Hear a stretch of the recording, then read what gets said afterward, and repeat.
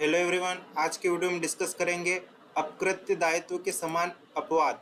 ये आपके लिए महत्वपूर्ण है और ज़रूरी है। चलिए आज का वीडियो शुरू करते हैं। इसे अंग्रेजी में बोलते हैं general exception to liability in tort. यह काफ़ी महत्वपूर्ण टॉपिक है और आपके लिए ज़रूरी है।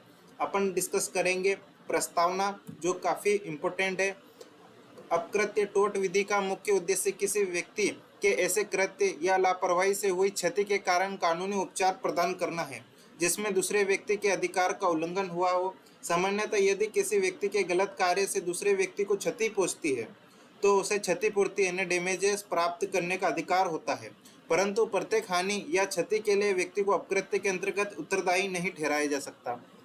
कुछ ऐसी परिस्थितियां हैं जिनमें सामान्य नियम के बावजूद भी प्रतिवादी यानी डिफेंडेंट को दायित्व से मुक्ति मिल सकती है। इन्हें अपकृत्य में दायित्व के सामान्य सामान्य अपवाद यानी general exception in liability in tort कहा जाता है। ये काफ़ी इम्पोर्टेंट है।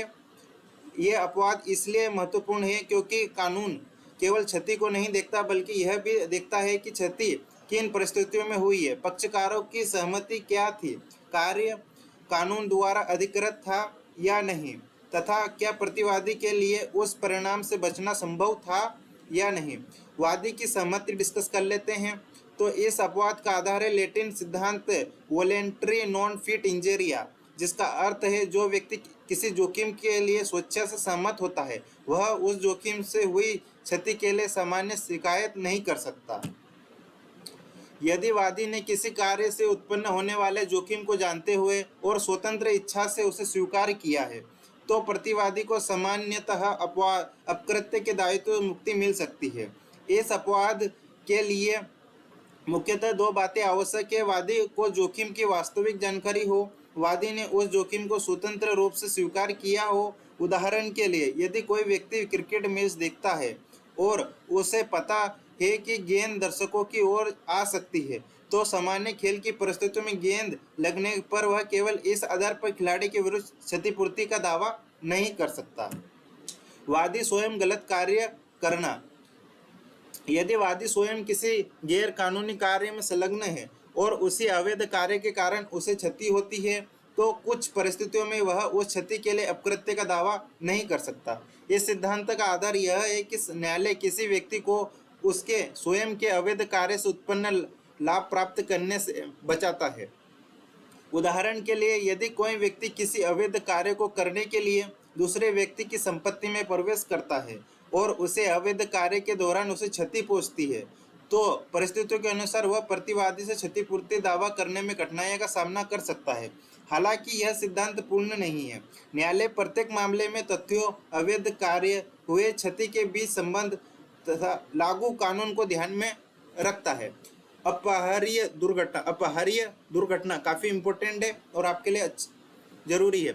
अपहार्य दुर्घटना वह दुर्घटना है जिसे उचित सावधानी और सामान्य सावधानी बरतने के बावजूद रोका नहीं जा सकता। अपकृत्य विधि में व्यक्ति से उचित सावधानी की अपेक्षा की जाती है। यदि प्रतिवादी ने सभी उचित सावधानी बरती और फिर भी ऐसी दुर्घटना हो गई जिससे रोकना उसके लिए संभव नहीं था तो सामान्यतः उसके दायित्व से मुक्ति के लिए किया जा सकता। उदाहरण के लिए यदि कोई चालक वाहन निर्धारित गति से सावधानी पूर्वक और सभी यातायात नियमों का पालन करते हुए चला रहा है लेकिन अचानक ऐसी अप्रत्याशित परिस्थिति उत्पन्न होती है जिसे उचित सावधानी के बावजूद टाला नहीं जा सकता तो परिस्थितियों के अनुसार अपहार्य दुर्घटना का बचाव का उपयोग उपलब्ध हो सकता है। इस अपवाद में यह सिद्धांत करना आवश्यक है कि ऐसी दुर्घटना वास्तव में अपहार्य थी और प्रतिवादी की लापरवाही उसका कारण नहीं थी।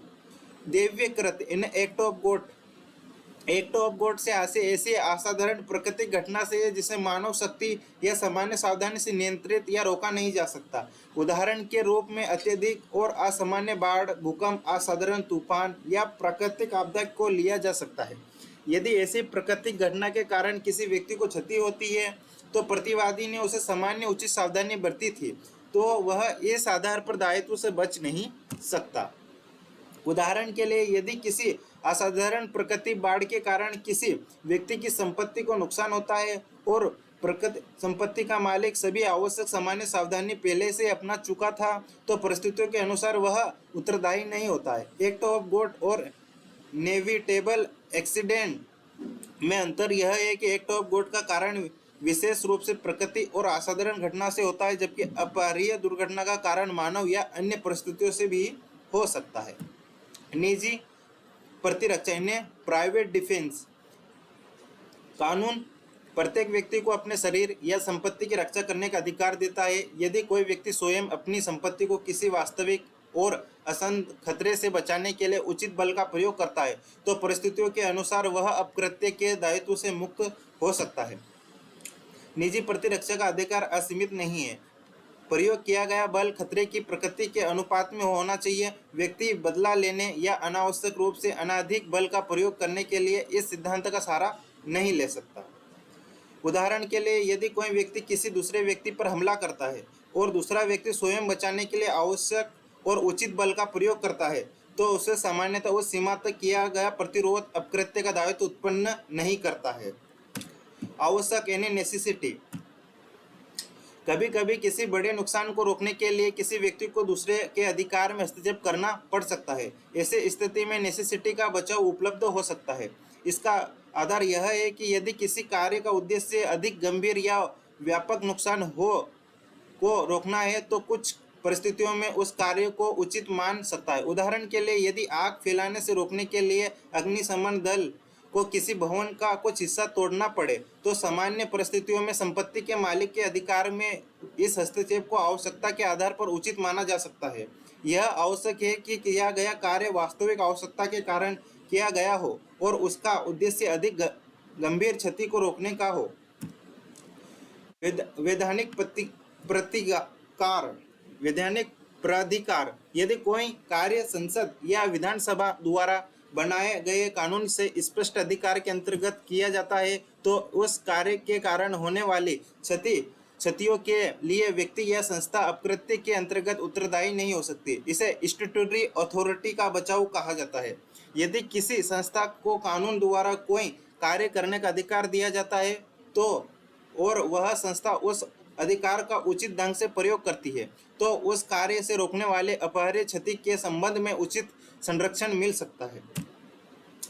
उदाहरण के लिए, किसी सार्वजनिक परियोजना के निर्माण के लिए कानून द्वारा अधिकृत संस्था को निर्धारित प्रक्रिया के अनुसार कार्य करना पड़े और उससे कुछ अपरिहार्य असावधानी उत्पन्न हो, तो वो वैधानिक प्रतिकार का प्रश्न उठा सकता है। लेकिन यदि संस्था अपने वैधानिक अधिकार की सीमा से बाहर जाती है या लापरवाही करती है, तो उसे हर स्थिति में संरक्षण प्राप्त नहीं होगा। वादी और प्रतिवादी के बीच समझौता। कुछ मामलों में पक्षकारों के बीच पहले से कोई वैध समझौता हो सकता है जिसके आधार पर दायित्व निर्धारित होता है। यदि वादी ने वैध रूप से किसी विशेष जोखिम या शर्त को स्वीकार किया है, तो उसे समझौते का प्रभाव अपकृत्य दावे पर पड़ सकता है। हालांकि ऐसा समझौता कानून के विरुद्ध नहीं होना चाहिए। किसी व्यक्ति को गंभीर लापरवाही या जानबूझकर किए गए गलत कार्य से उत्पन्न दायित्व से अनुचित रूप से मुक्ति करने वाला समझौता हर स्थिति में प्रभावी नहीं माना जाएगा। माता या अभिभावक की सहमति। नाबालिग से संबंधित कुछ परिस्थितियों में माता पिता या अभिभावक की सहमति का महत्व हो सकता है। विशेष रूप से खेल, शिक्षा या चिकित्सा जैसे गतिविधियों में उचित होने पर सामान्य और स्वाभाविक जोखिम के संबंध में दायित्व का प्रश्न अलग तरीके से निर्धारित किया जा सकता है। लेकिन सहमति से ऐसे कार्य को वैध नहीं बना सकती है जो कानूनन निषिद्ध है और जिसमें आवश्यक सावधानी का गंभीर अभाव है। प्रतिवादी की लापरवाही का अभाव। अपकृत्य में सामान्यतः यह देखना आवश्यक होता है कि प्रतिवादी ने अपने कानूनी कर्तव्य का उल्लंघन किया या नहीं। केवल इस तथ्य से किसी वादी को नुकसान हुआ है या प्रत्येक मामले में प्रतिवादी स्वयं उत्तरदायी नहीं हो सकता। यदि प्रतिवादी ने परिस्थितियों के अनुसार उचित सावधानी बरती और उसके कार्य में कोई कानूनी दोष या लापरवाही नहीं थी, तो दायित्व स्थापित करना कठिन हो सकता है। इस प्रकार हानि यानी डैमेजेस और अपकृत्य के लिए कानूनी दायित्व यानी लीगल लायबिलिटी एक ही बात है। प्रमुख न्यायिक उदाहरण। अपकृत्य विधि के सामान्य अपवादों को समझने के लिए कुछ प्रसिद्ध मामलों का उल्लेख किया जा सकता है। हॉल बनाम book land auto racing club. Motor racing के दौरान उत्पन्न सामान्य जोखिम के संबंध में सहमति के सिद्धांतों को समझने में यह महत्वपूर्ण मामला माना जाता है। और स्टेडली बनाम पोलवे इस मामले में अपहरे दुर्घटना के सिद्धांत पर विचार किया गया है। दुर्घटना प्रतिवादी की लापरवाही के बिना हुई थी, इसलिए दायित्व का प्रश्न उसी आधार पर निर्धारित किया गया है। निचोल्स बनाम मर्सलैंड असाधारण प्राकृतिक घटना के कारण उत्पन्न क्षति के संदर्भ में एक्ट ऑफ गॉड के सिद्धांत का महत्वपूर्ण उदाहरण है। और कोपे बनाम सार्फे आवश्यकता और संपत्ति की रक्षा के संदर्भ में यह मामला उल्लेखनीय है। अब डिस्कस करेंगे कंक्लूजन। अपकृत्य विधि का उद्देश्य प्रत्येक प्रकार की क्षति के लिए व्यक्ति का दंडित करना नहीं है, बल्कि कानूनी अधिकारों के उल्लंघन के मामलों में उचित उपहार प्रदान करना। इसलिए कानून ने कुछ परिस्थितियों अपवादों को मान्यता दी है, जिनके अंतर्गत परिस्थितियों के अनुसार प्रतिवादी दायित्व से बच सकता है। अपकृत्य में दायित्व के प्रमुख सामान्य अपवाद, इन सभी का उद्देश्य यह निर्धारित करता है कि दायित्व केवल उन्हीं परिस्थितियों में लगाया जा सकता है जहां कानून न्याय परिस्थितियों और वास्तव में इसकी मांग करती है। अतः कहा जा सकता है कि अपकृत्य में सामान्य नियम क्षति होने पर दायित्व नहीं होता है, बल्कि कानूनी रूप से अनुचित क्षति के लिए दायित्व है। सामान्यतः अपवाद इस सिद्धांत को संतुलित करते हैं और न्यायालय को प्रत्येक मामले में वास्तविक तथ्यों के आधार पर न्यायपूर्ण निर्णय लेने में सहायता करते हैं। आज के वीडियो में इतना ही।